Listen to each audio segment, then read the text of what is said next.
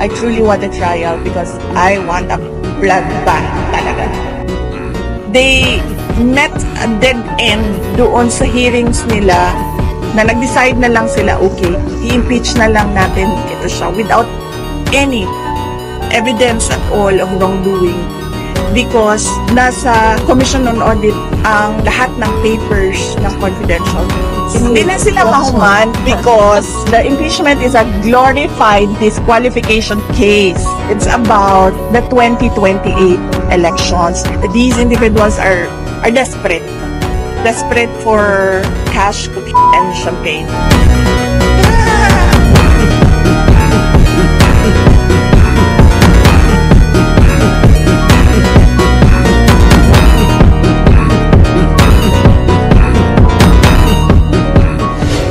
Alam nyo, ang pinaka-in-demand talaga na project ng Office of the Vice President ay yung burial and medical assistance. And tinanggal talaga nila. Tinanggal ng House of Representatives yung line item na yun. Kaya hindi talaga namin siya malagyan ng budget. So humingi kami ng pasensya doon. Pero tuloy-tuloy pa rin yung aming Disaster Operations Center.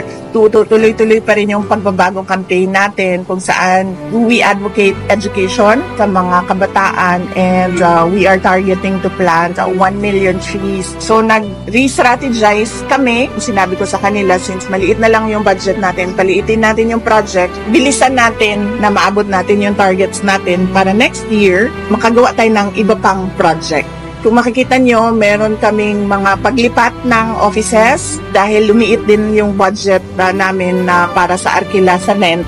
So meron kaming relaunching across the country, relaunching ng mga offices namin kasi kailangan namin lumipat sa mga maliliit na offices na mababa yung renta.